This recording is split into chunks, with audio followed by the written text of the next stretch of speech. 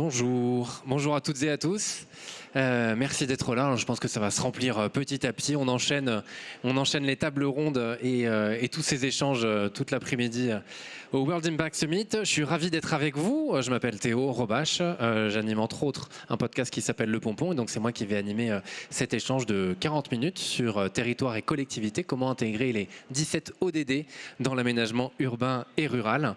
Et donc je vais faire une demi-heure d'échange avec mes deux invités. Et après, vous aurez la possibilité, on aura 10 minutes si vous avez des questions à poser. Eh bien, j'ai demandé à Maria Gabriela Sarra, qui est directrice générale du service stratégie et développement à l'Agence spatiale européenne, de me rejoindre, et Stéphanie Grondin, adjointe au maire en charge des finances et des marchés publics à la ville de Pessac. Et vous pouvez les applaudir pendant qu'elles s'installent. Hop, merci beaucoup. Alors, parfait, on s'installe. Je vous laisse toutes les deux récupérer un micro. Donc l'idée, c'est qu'on échange chacun 15 minutes ensemble, et après, évidemment, on aura la possibilité d'échanger tous ensemble, et après, comme je vous le disais, vous pourrez poser des questions. Maria Gabriela Sarra, peut-être déjà vous présenter, nous dire un petit peu très rapidement votre parcours, et puis après nous parler du spatial, évidemment. Bien sûr, et comment le spatial surtout aide à l'urbanisme Exactement. Et à la planification et à beaucoup de choses, que ce soit rural ou urbain.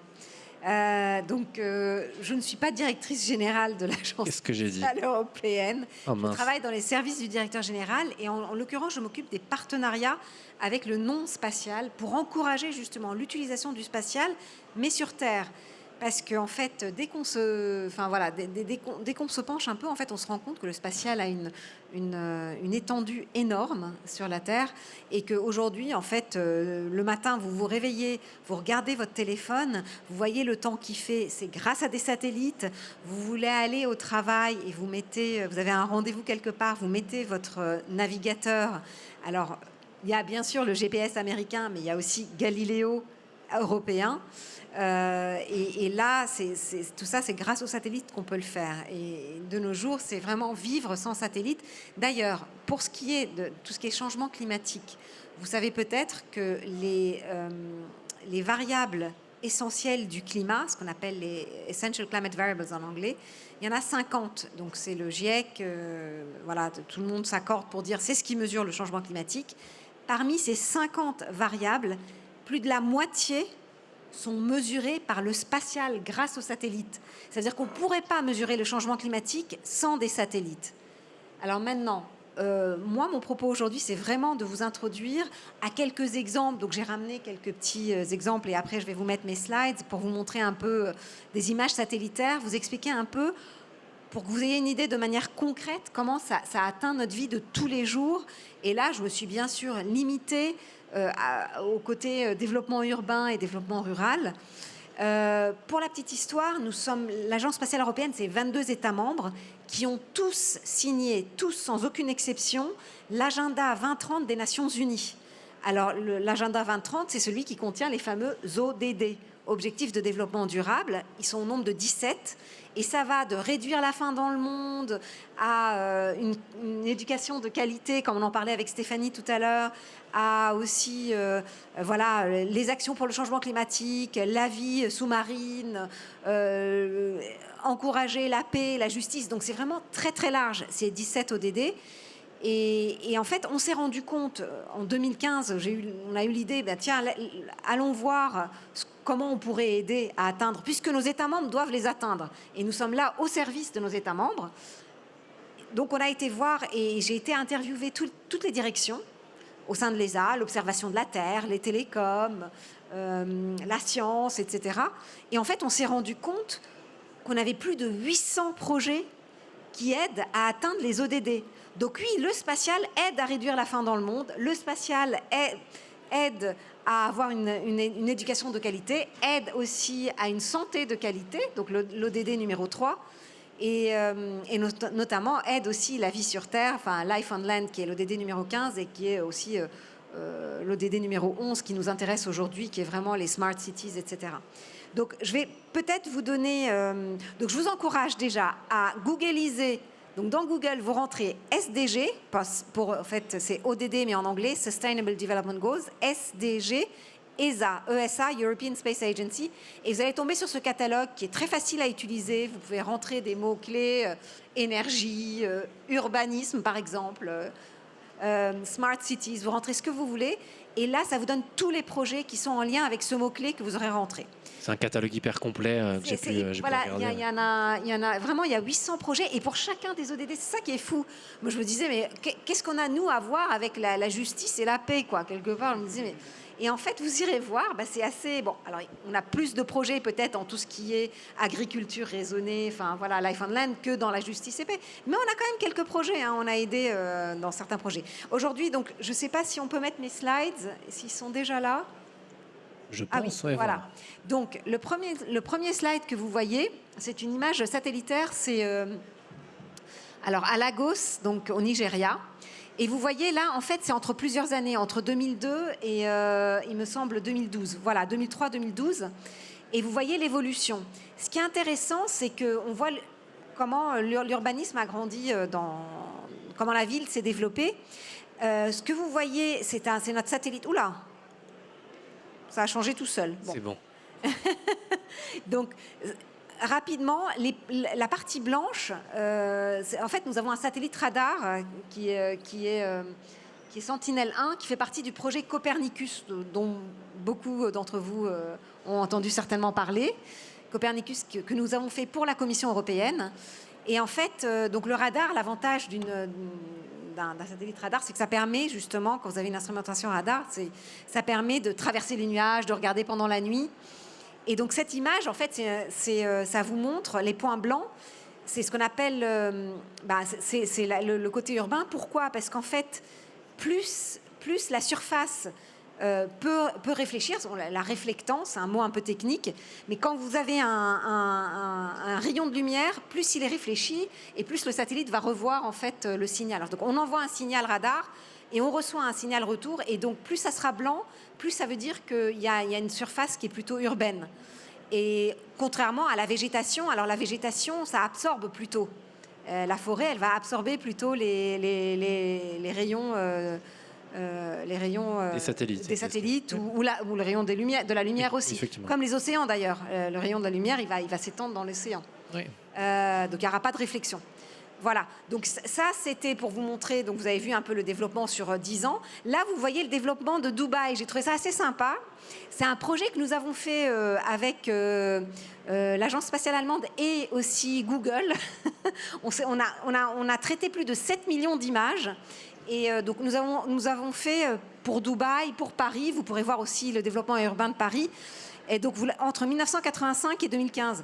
Par contre, ce qui est intéressant, c'est que c'est vrai que Paris, déjà en 85, était très urbanisé, donc on voit moins de développement, alors que je trouve que Dubaï, c'est assez sympathique, parce qu'on voit vraiment, c'est vraiment parti d'un désert en 1971, et là on arrive, vous avez même le petit palmier là qui est à gauche. Qui apparaît d'un coup. Ah oui, qui apparaît d'un coup, et c'est un terre-plein qui a été créé en forme de palmier. Et donc vous voyez vraiment, franchement, en l'espace d'une quarantaine d'années, c'est incroyable comment les choses se sont développées rapidement, quoi. Complètement, donc Dubaï. Voilà, dans Dubaï. Donc là, donc ça, c'est grâce à 7 millions d'images de satellites. Là, je vous donne en fait un autre exemple, c'est à Vienne, donc en Autriche. Et là, vous avez une distribution de population.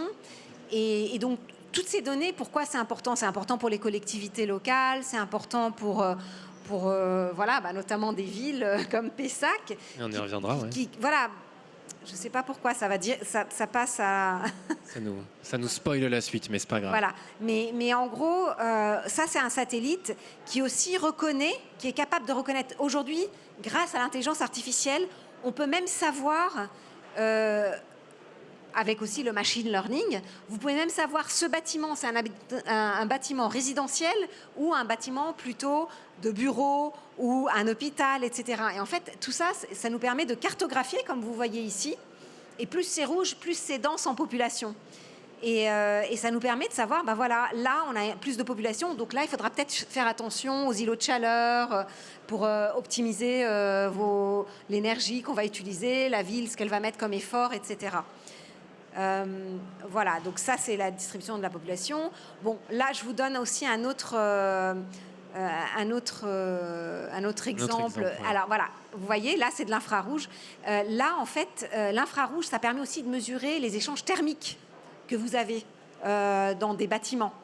Et plus, c'est des satellites aussi, par exemple Sentinel-3, qui aussi fait partie de la famille Copernicus. On en a envoyé, chaque année on envoie quelques sentinelles. Enfin, bon, je suis désolée, ça part tout seul, je ne sais pas pourquoi. Voilà, donc ça c'est en l'occurrence en Azerbaïdjan, il me semble. Voilà, on a fait une photo et c'est assez sympa de le voir. Alors, justement, je vous parlais des échanges thermiques. Là, vous avez sur les écrans, pour plusieurs villes, donc vous avez Paris, Madrid, etc., justement l'identification des îlots de chaleur. Et vous voyez que Paris, c'est assez quand même critique. Et en fait, en bas, vous avez aussi le nombre de morts en fonction de, justement, sur un mois. C'était en 2015, il me semble. Je suis désolée. Et voilà. Et bien sûr, quand vous avez un pic de chaleur, donc c'était entre le 25 juillet et le 15 août, je crois, et c'est là où on a eu le plus de morts.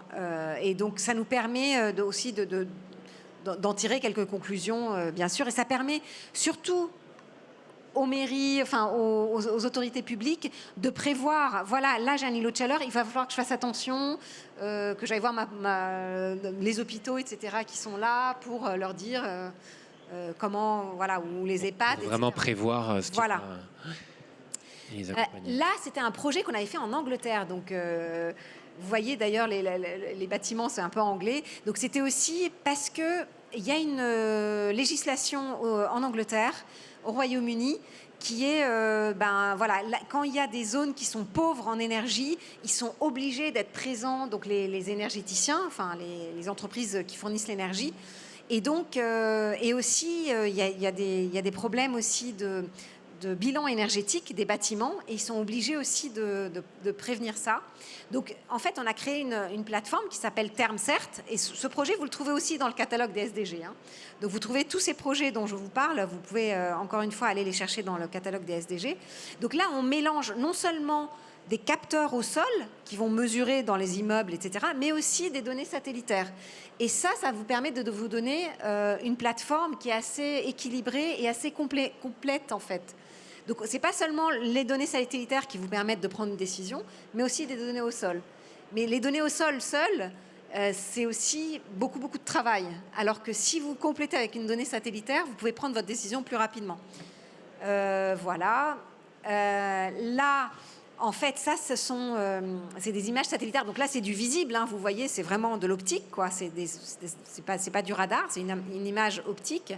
Et vous avez des décharges, en fait. Ça permet de voir les décharges un peu sauvages. Voilà, illégales. Ouais, décharges sauvages, ouais. Les décharges sauvages. Et là, on a découvert, je crois que c'était... C'est dans le sud de l'Italie. Voilà, au sud de l'Italie, vous voyez une décharge de pneus. Voilà, alors il y a des TARS qu'on a trouvés, et grâce à ça, ça permet en fait d'aller faire les inspections seulement après. Vous avez d'abord l'image satellitaire et vous faites l'inspection ensuite. Et après, vous prenez votre décision en termes de qu'est-ce que je fais.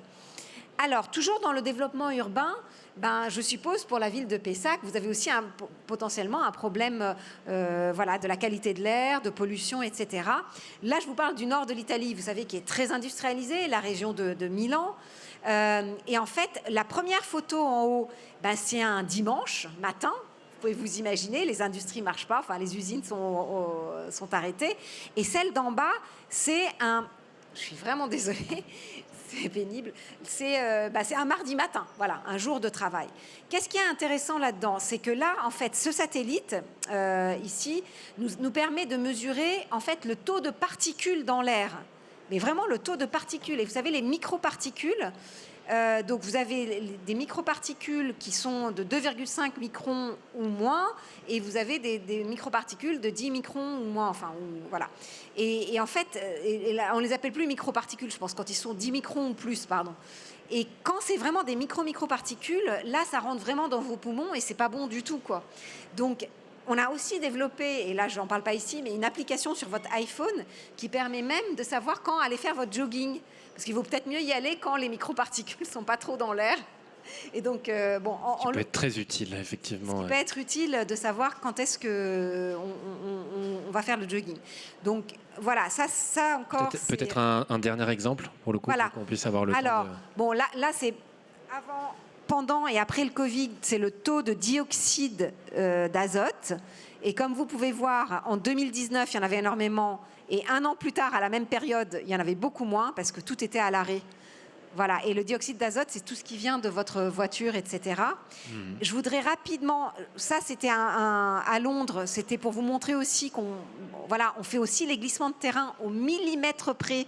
En construisant le tunnel, on s'est rendu compte qu'il y avait un glissement de terrain, ce qui nous a permis d'ajuster où est-ce qu'on allait construire le tunnel de la Jubilee Line, qui est une des lignes de métro. Mais plus que tout, j'aimerais arriver en fait à votre exemple ici en Gironde. C'est le dernier, ouais. Bon, alors ça c'est en Émilie-Romagne, c'est en Italie. On a eu, vous savez, des inondations. Et là aussi, ça cartographie les inondations qu'on a eues grâce aux images satellitaires. Mais plus que tout, ça nous permet aussi de voir les dommages qu'on a eus et qu'on a pu cartographier en millions d'euros en fait. Et donc plus la région est rouge, plus c'est des dommages qui ont été grands en fait.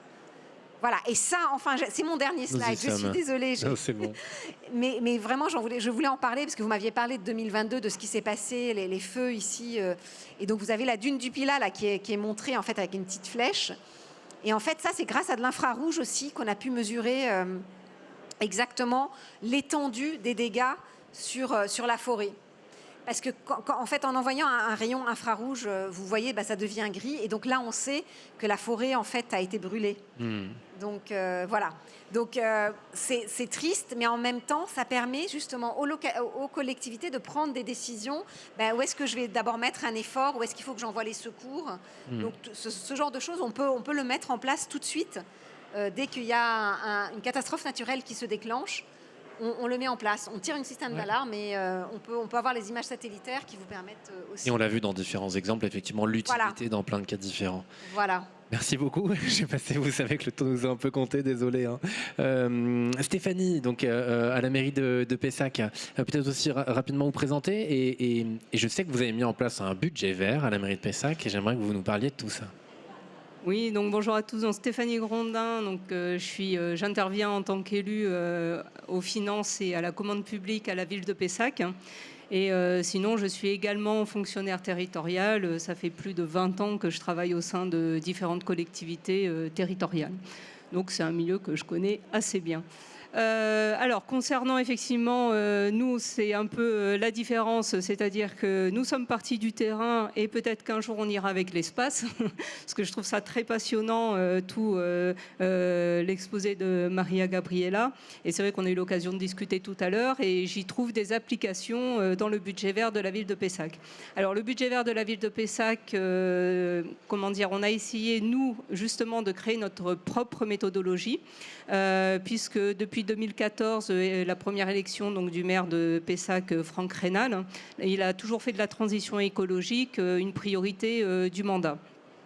Donc il y a beaucoup de choses qui ont été faites, des plans vélo, plans de cause animale, je vois ma collègue Sylvie qui est en charge de ce dossier, des plans de décarbonation, plans de sobriété, schéma directeur de l'éclairage public. Et donc beaucoup de choses qui étaient faites en direction de la transition écologique, mais qu'on avait, on va dire, du mal à peut-être rendre plus lisible et on va dire, évaluer l'impact sur notre environnement. Donc j'ai souhaité, lorsque j'ai été élue, quand on est aux finances, on a toute la transversalité, toute cette vision transversale de l'ensemble des actions d'une ville. Et ma volonté était de dire comment l'ensemble de nos actions, que ce soit un service public ou un équipement public, comment ça impacte notre territoire.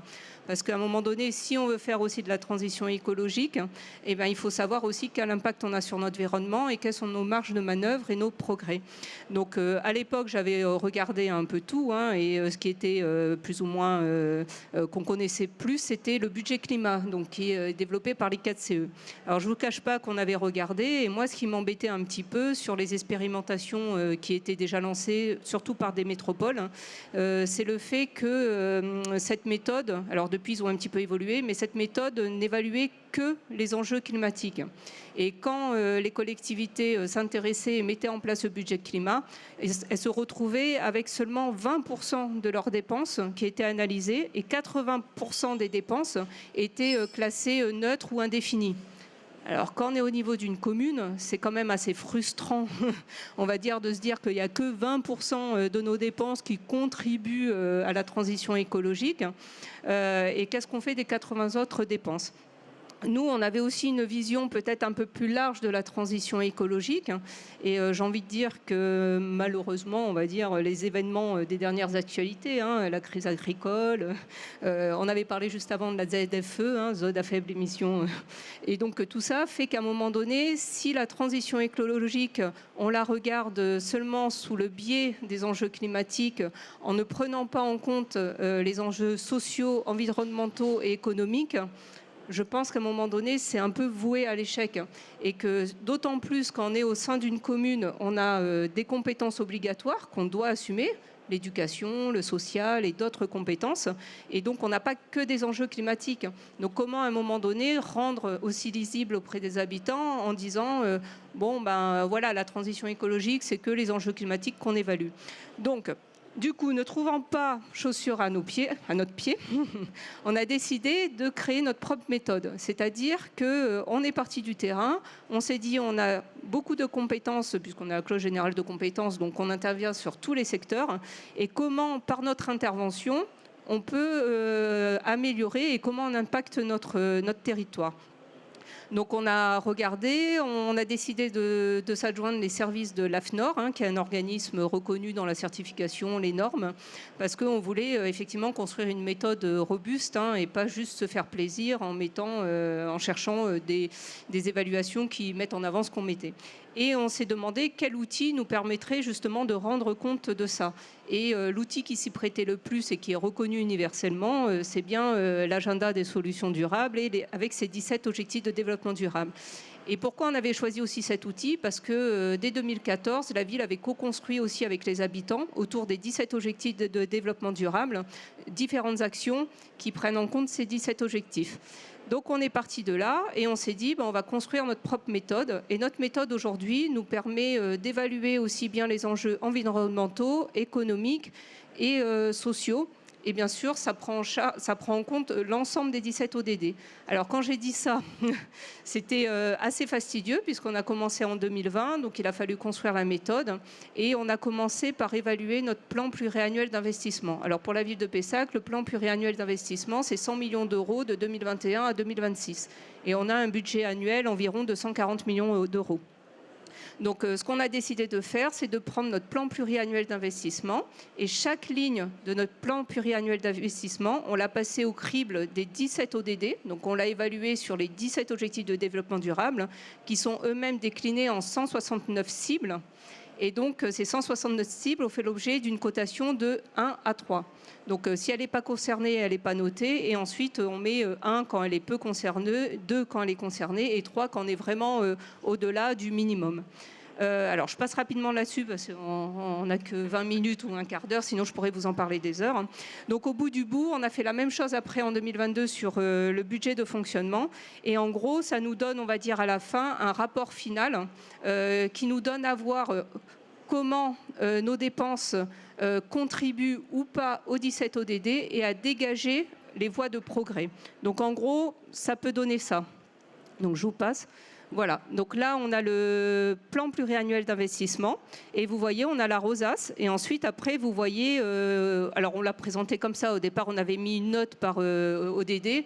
Bon, on s'est fait taxer par l'opposition, 14, 20, 16. Bon, on l'a transformé en pourcentage. On pourrait aussi le transformer en euros, mais je pense que l'essentiel n'est pas là. Ça nous donne à voir, voilà, comment on contribue aux objectifs de développement durable à travers notre plan pluriannuel d'investissement. Alors, ce qui est intéressant, je passe, c'est surtout, on a pris chaque grand projet. Donc quand on prend les grands projets, par exemple l'école Georges Lec, c'est à peu près 20 millions d'euros le projet. La piscine Casalet, une piscine qu'on va refaire aussi, on est à 29 millions d'euros. Donc dès qu'on a des projets importants, on prend chaque projet. Et donc, on va passer au crible le programme du projet. Il y a plusieurs étapes. Mais en amont, par exemple, voilà, on va prendre notre programme et on va l'évaluer au regard des 17 ODD. Et à un moment donné, on va se rendre compte que peut-être sur l'ODD vie aquatique ou biodiversité, etc., on ne sera pas très bon. Et comment on peut améliorer notre programme, puisqu'on est à l'étape du programme, comment on peut améliorer notre programme, puisqu'on a dit que la transition écologique est une priorité au niveau du mandat, pour améliorer et rendre plus vertueux notre projet. Parce que ce qu'il faut se dire, c'est que dans une mairie, la ville de Pessac, c'est 66 000 habitants, on ne construit pas des équipements publics juste pour se faire plaisir. Mais à un moment donné, quand la population augmente et que le nombre d'élèves aussi augmente, on ne peut pas dire aux habitants, écoutez, désolé, là, on va impacter négativement parce que toute nouvelle construction impacte négativement la planète. Et on ne va pas leur dire, non, aujourd'hui, on ne fait plus rien parce que c'est pas bon pour la planète. Donc si je prenais mon budget climat, construire une école, j'ai que des dépenses défavorables.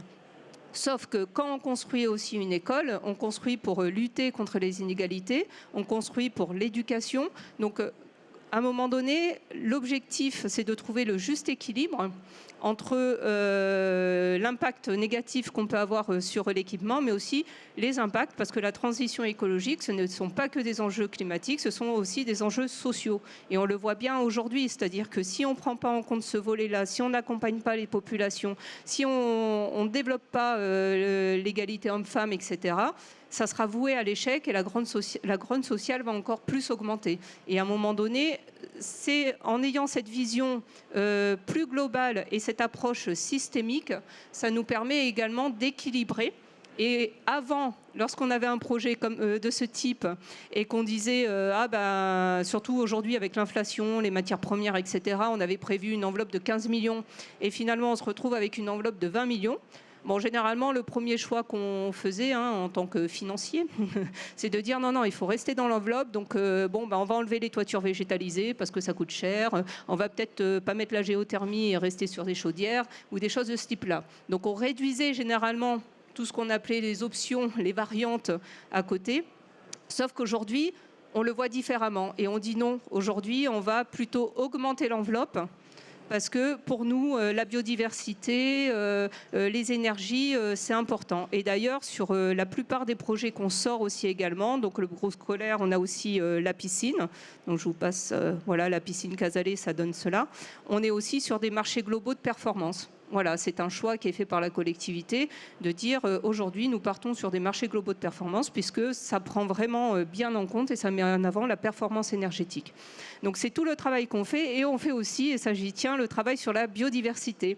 Donc par exemple sur la piscine de Casalet, on a travaillé, donc je vois Sylvie qui acquiesce, travaillé avec la Ligue de protection, la LPO, des oiseaux, qui nous donne aussi des dispositifs et des choses à mettre en place parce qu'on va impacter notre environnement, et notamment pour la piscine. Donc quand on a fait le choix, parce qu'on a une petite piscine tournesol, mais qui est vraiment désuète et qui ne correspond pas à la demande d'une population de 66 000 habitants.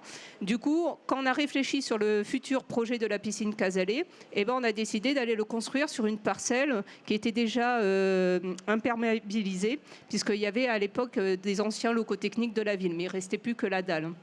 Et donc, on a fait ce choix d'adapter le projet à cette parcelle pour ne pas aller encore sur des surfaces, abîmer des surfaces. Et on a fait la même chose, par exemple, sur un projet qu'on a qui fait partie du mandat, parce que là, je vous parle aussi des projets qui font partie du projet de mandature, donc qu'on doit aussi à la population. On devait construire une école de musique et des arts. Donc, on avait travaillé avec les écoles de musique sur ce projet-là. Or, il se trouve que pendant le laps de temps de travail dans la phase de conception, il s'est trouvé qu'il y a des locaux au centre-ville qui ont été libérés. Donc on a remis ce projet en discussion et finalement, au lieu de rester sur le premier projet, on a retravaillé le projet et on s'est dit non, on ne va pas aller imperméabiliser encore des sols. Et donc du coup, on a travaillé et on travaille aujourd'hui avec les associations concernées pour revoir le projet dans les locaux. Alors, ils sont un peu moins contents parce que c'est plus contraint entre le neuf où on peut faire ce qu'on veut et l'existant où on est obligé de s'adapter. Mais à un moment donné, voilà, avec ces arguments, avec cette approche, c'est plus facile aussi de fédérer les acteurs et de les amener à amener ces réflexions. Donc ça, c'est plusieurs projets. Et du coup, ce qui est intéressant aussi, alors ça a mis beaucoup plus de temps, trop de temps pour moi, hein, mais bon, c'est vrai que les services, je les remercie aussi parce qu'ils ont travaillé dans des délais très contraints. Donc une fois qu'on a fait cette évaluation, donc chaque année on refait l'évaluation, on regarde, on réajuste. Aujourd'hui, cette évaluation de budget vert nous sert d'outil d'arbitrage budgétaire, c'est-à-dire que lorsque les directions, et on l'a fait pour la première fois cette année, lorsque les directions viennent présenter leur demande budgétaire, donc elles ont classiquement le budget financier et elles doivent également présenter l'analyse et en quoi leur demande contribue à tel ou tel objectif de développement durable. Donc ça, c'est une nouveauté. Et notre rapport d'orientation budgétaire a été pour la première fois présenté autour de nos 4 finalités, qui est la nature, la nature, le climat, le vivre ensemble et la production durable, qui regroupe l'ensemble des 17 ODD. Et donc, on les a présentés sous ces 4 axes-là. Et donc, sous ces 4 axes-là, c'est voilà notre budget. Il se décompose sous 4 axes et ça correspond à telle demande et à telle contribution. Et quand on a dit ça, l'objectif, c'était de construire des trajectoires par ces finalités. Puisque, bon, c'est bien de se mettre des notes, d'évaluer, mais pourquoi faire ? Et là, alors, je vous le montre en exclusivité, parce que même ma chère collègue ne l'a peut-être pas vu, il n'est pas finalisé. Voilà, donc on arrive à un travail qu'on essaye de faire. Au milieu, vous avez donc c'est les 17 ODD qui sont répartis autour de nos 4 engagements. Donc premier engagement, vivre la vivre ensemble. Deuxième engagement, nature et biodiversité. Troisième engagement, climat. Et le 4e, mode de production et de consommation responsable. Et notre objectif, ça a été de définir des trajectoires pour essayer des trajectoires chiffrées. C'est-à-dire que chaque année, notre budget, en quoi il permet d'atteindre nos trajectoires. Donc si je vous prends un exemple, c'est encore en construction, hein, des exemples qui parlent peut-être un peu plus. Par exemple, il y a lutter contre les îlots de chaleur et l'artificialisation des sols. Donc là, on va retrouver ce qui est un peu à la mode, hein, le ZAN, le zéro artificialisation nette. Et notre objectif serait de diminuer de 50% d'artificialisation nette d'ici 2030, bon, après pour répondre à la réglementation. Et aussi également de voir sur les surfaces désimperméabilisées et ou végétalisées, puisque nous avons tout un plan de végétalisation des cours d'école, des espaces publics, etc.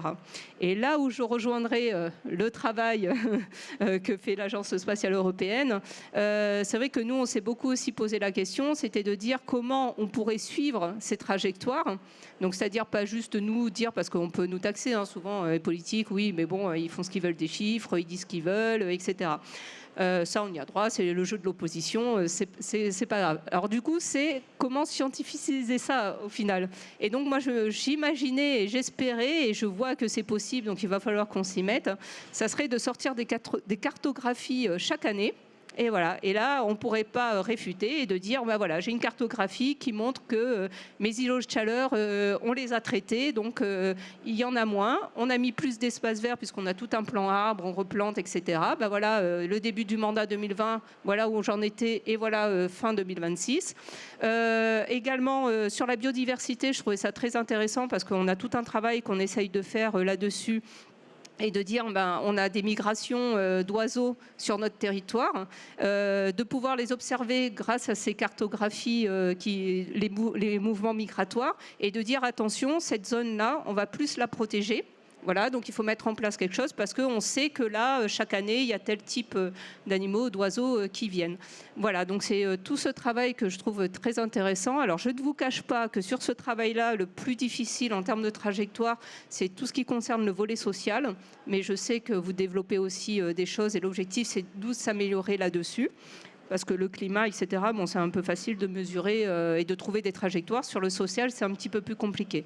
Donc, c'est tout le travail qu'on essaye de faire. C'est pas facile, mais avec notre méthode, ce qui est intéressant, c'est que Là où le budget climat évaluait seulement 20% des dépenses pour voir en quoi il contribuait ou pas, nous, avec notre méthode, on est à peu près à 85% de nos dépenses de fonctionnement qui sont analysées et 83% de nos dépenses d'investissement.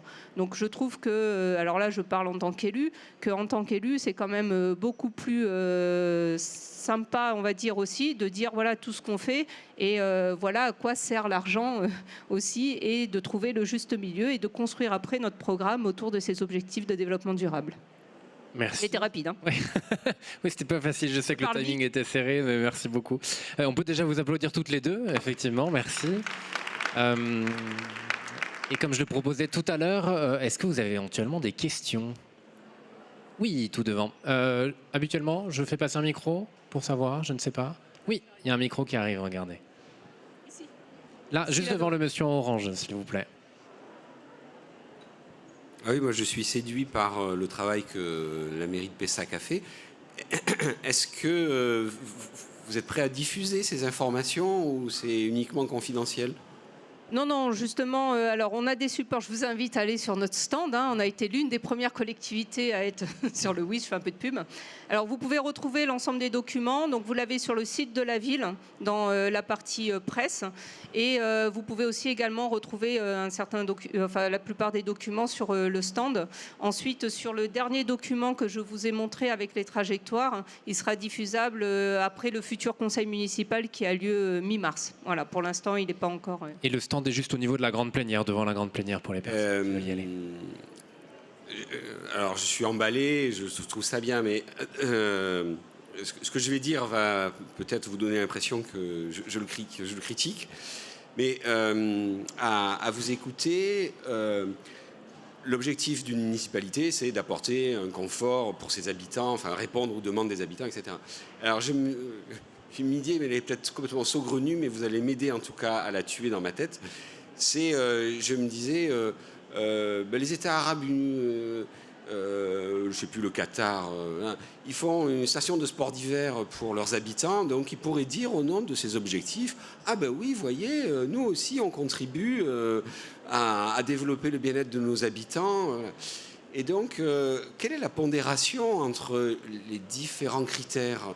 Là, ce que j'ai vu, c'est qu'ils étaient tous pris en compte, mais je n'ai pas vu d'éléments de pondération par rapport, ne serait-ce qu'à l'urgence climatique.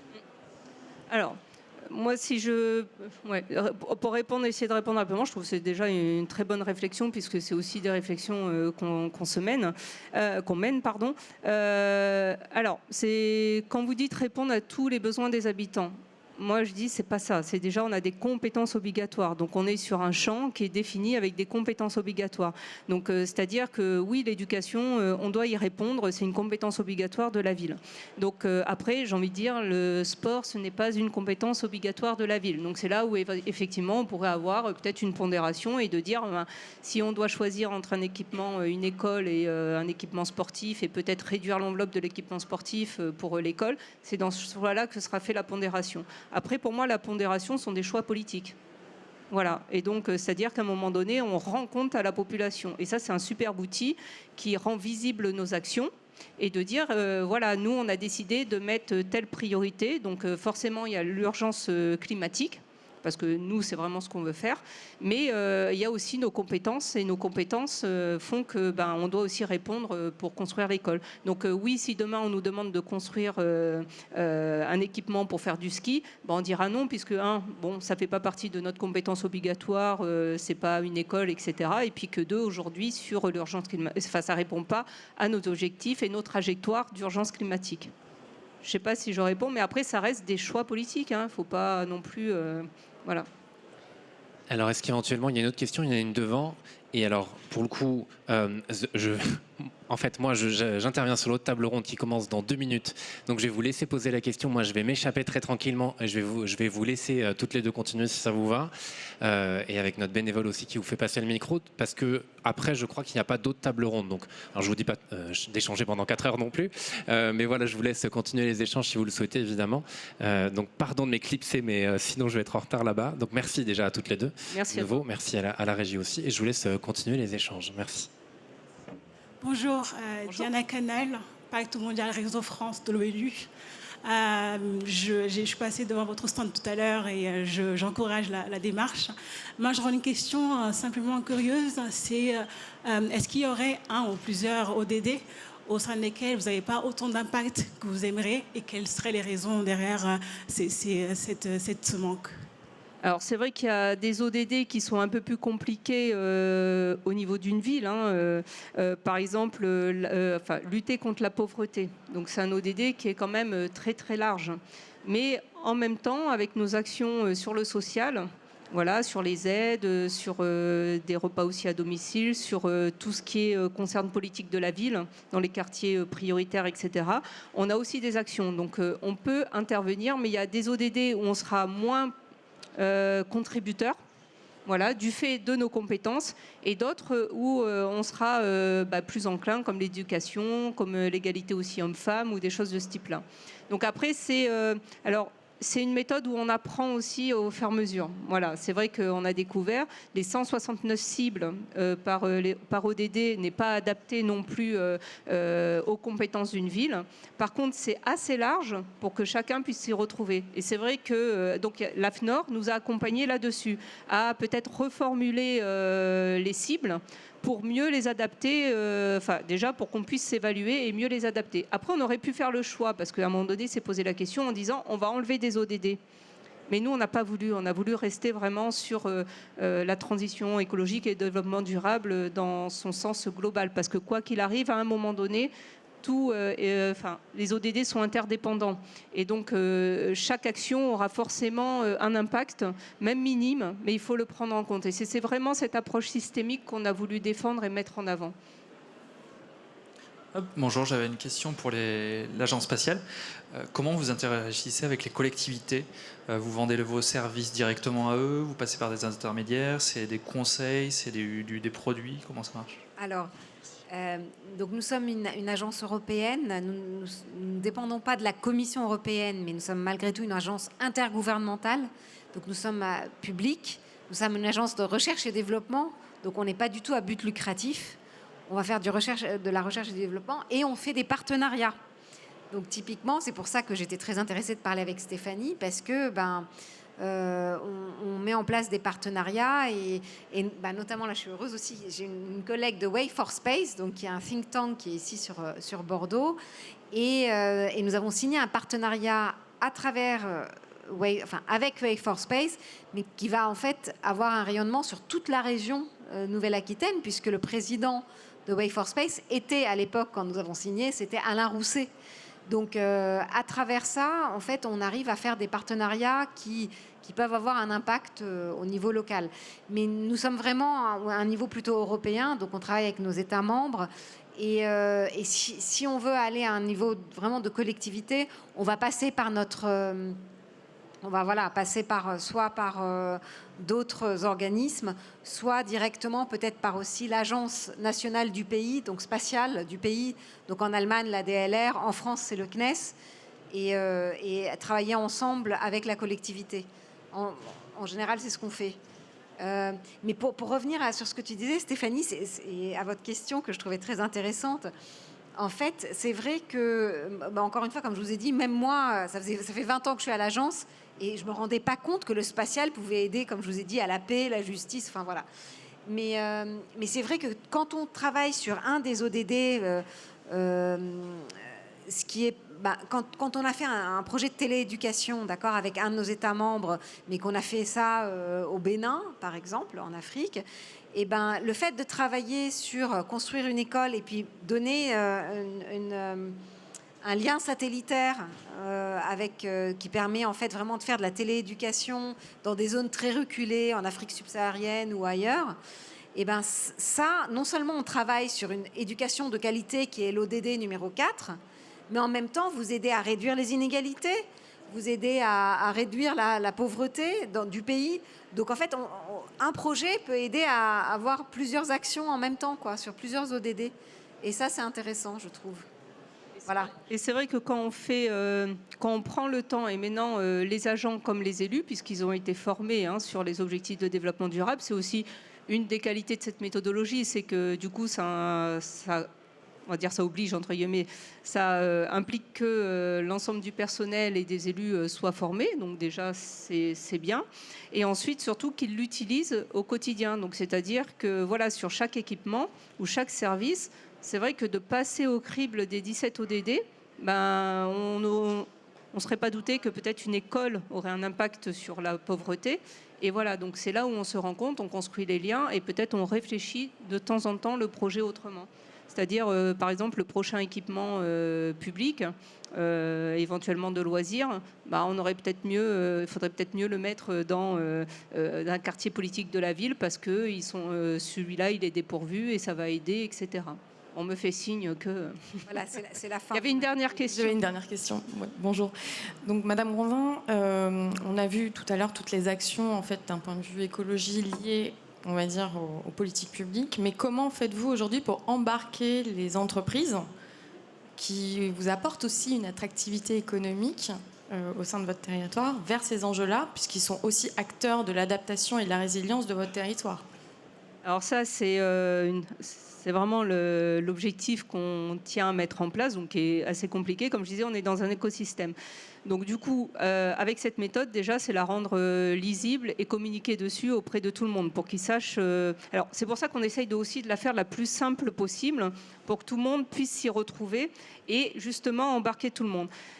Dans mes rêves les plus fous, c'est aussi de développer une application en direction des habitants pour qu'ils puissent s'approprier notre évaluation et qu'ils puissent faire de même quand ils veulent faire une extension de leur maison. Hop, ils rentrent leurs infos et puis là, bim, ils savent quelle est leur contribution sur les objectifs de développement durable. Donc ça serait le top. Ça, il faut qu'on voit.